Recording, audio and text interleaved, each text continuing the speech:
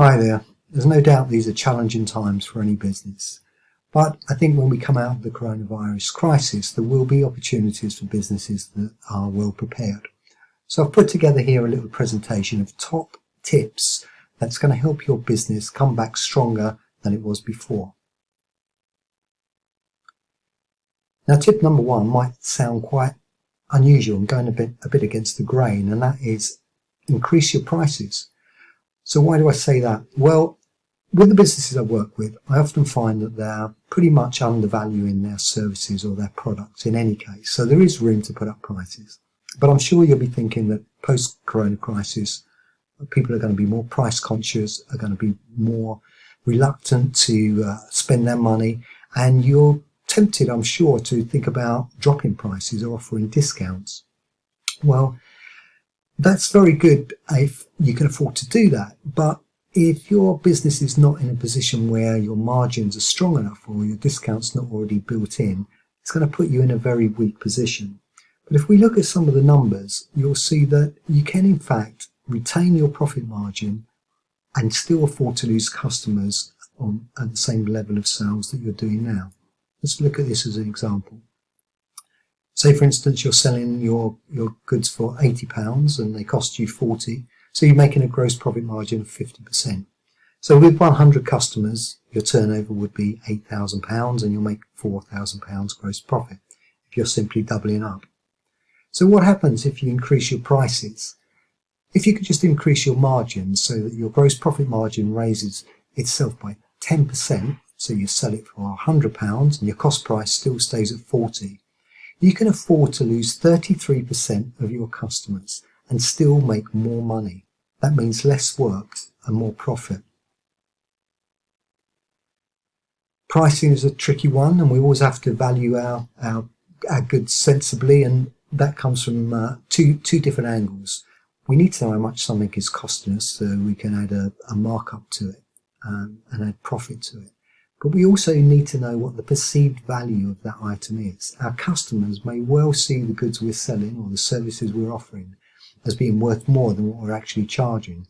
So by good market research, you're also going to be able to find out if there's any room there to increase your prices.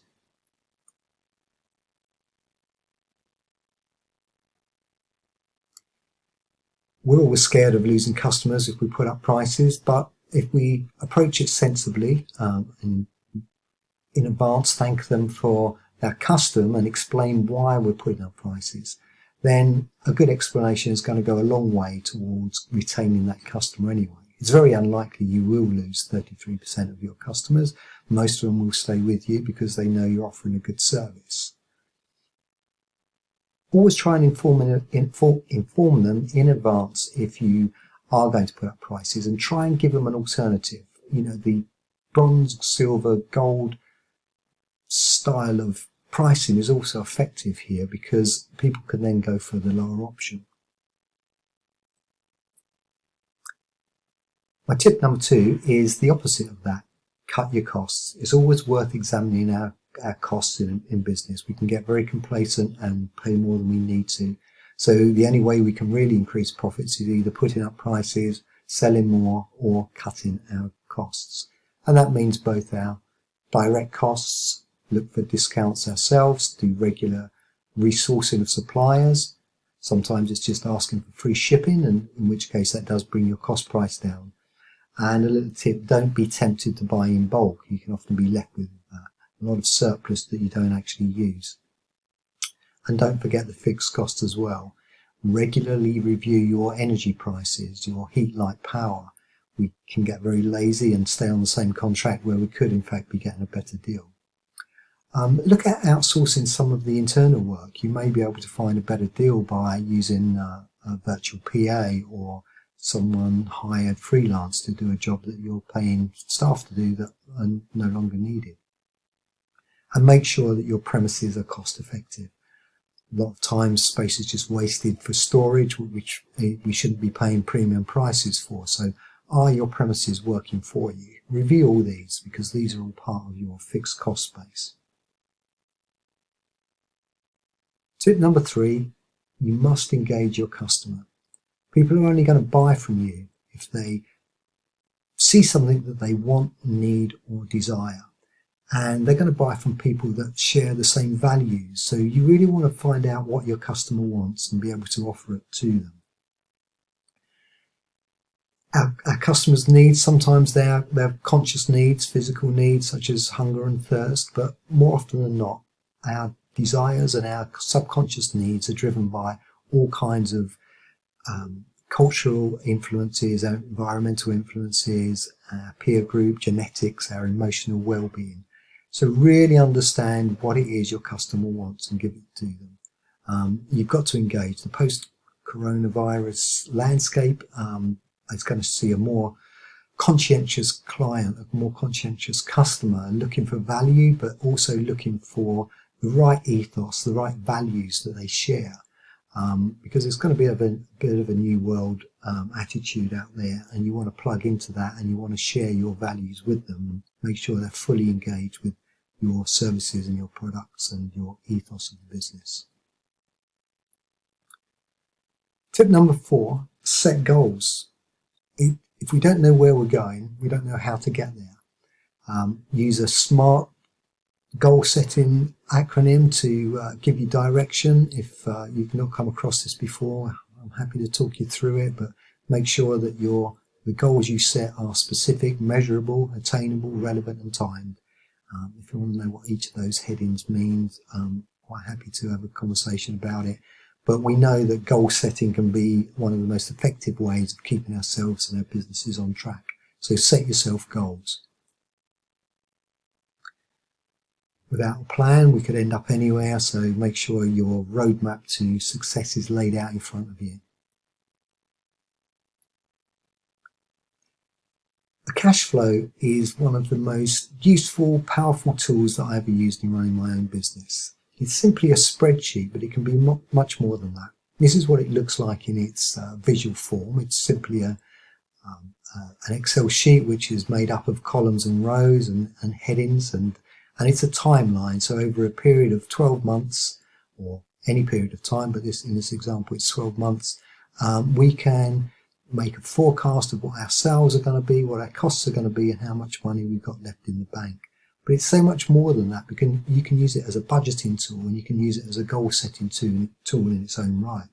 So if you take one thing away from this presentation, it's make sure you start using a cash flow effectively to forecast.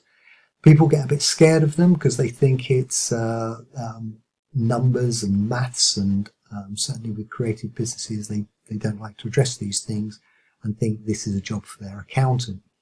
But accountants are great at looking historically at data, but you as a business owner and as a visionary are looking to the future. So you can use your cash flow for planning ahead and putting in place where you want your business to go, what targets you want to reach, and breaking it down on a month-by-month basis of actions necessary to achieve those sales and what the bottom line will end up like when you put all that data in. You'll see very quickly if you've got enough money in there to do some of the actions that you're planning in the future. So learn how to use a cash flow and adopt one for your business is a great way to grow your business and achieve your goals. Develop a sales funnel. This is a mechanism. Our business is made up of many different systems, and a sales funnel is a very good system to analyze our whole selling process. And there's many elements to the sales system. Each of those can be analyzed in their own right. We know that we can't sell anything unless people are aware of the services we offer. So at the funnel, at the mouth of the funnel, it's all about the crowd. The 5 C's of the system starts with crowd. How many people are actually aware of your business offer? By and large, if you can increase the crowd, you know that further down the funnel, there's going to be more conversions into actual sales. So it's just a numbers game of creating awareness.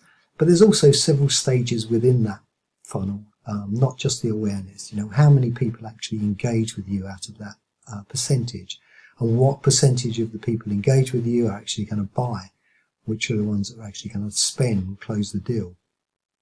Proportionally, they may stay in place, but you could work on each of these levels, each of these leverage points to increase your overall revenue streams and overall the profit at the bottom line. But it doesn't just end with the conversion of the sale. With this system, the 5 C's, we're also talking about how much your customer may spend, what's the basket value, and how often they return as well. So look at those elements within your sales system funnel and see if they can be increased individually as well as compounded throughout the 5 levels. The compounding element is the powerful part, so if you increase each of those incrementally, the results can be quite dramatic on your overall sales figure. So learn about the sales funnel as a tool, as a model, and break it down into each step and see which one's your weakest link and work on that one first. Tip number 7, generate more leads. We just talked about how many people become aware of our business, how many people come into the process and get converted into paying customers. But unless we can generate more of that interest, more of those leads in the first place, it's very difficult to bolster the sales figure overall. And so there's many different ways we can do that, and here I've just listed a few examples of different ways you can create awareness. There's about 40, 50, maybe 60 on that list already. They're not all relevant to every business, but it does show just the variety of different methods we can adopt and approach just to let people know what we have and what we're doing. Some of these may look quite unusual, but again, there's a logical reason they're on there, and for different businesses they work, and they're all worth experimenting with. And of course, one of those was social media. Within that title itself, social media, there's a whole variety of different channels that may be explored. So that was just one of my marketing methods, but each of those is a multi-platformed approach. Tip number 8 in growing your business: make sure you value your time. I often see clients come in making things themselves and not putting any value into what they're actually doing in their business. But aside from actual manufacturing process, are you using your time most effectively? Are you doing menial tasks that you could pay someone a lesser amount for, where you could spend your time doing a more valuable task, such as marketing or direct selling, or conceptualizing, coming up with new ideas and new designs? All those kind of jobs and functions have a high value ticket, whereas filing and cleaning the dishes and some of the menial things we get sucked into are not making the full use of our skills and our knowledge. So we need to leverage other people's time and pay people to do tasks that we shouldn't be doing. So value your time, do a time audit and make sure you're spending your time valuably. The value of your time is maximized in your day-to-day running of the business.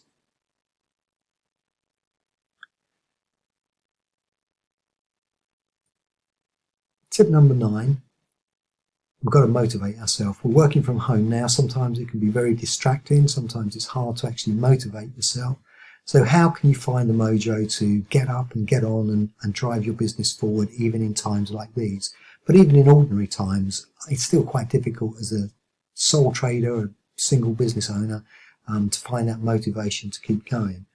I would just recommend this book by Steve Chandler, 100 Ways to Motivate Yourself. It's delivered a bit like this top 10 tips. It's a quick fire suggestions of different ways to motivate yourself. And here's some of my favorite ones out of the book.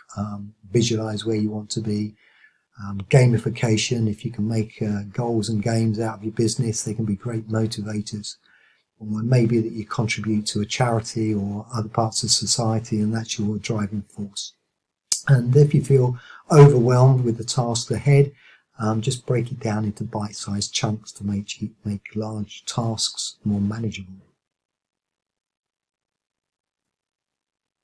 And finally, my tip number 10 is adopt the right mindset. Without approaching business with our heads clear, it's very difficult to make it successful.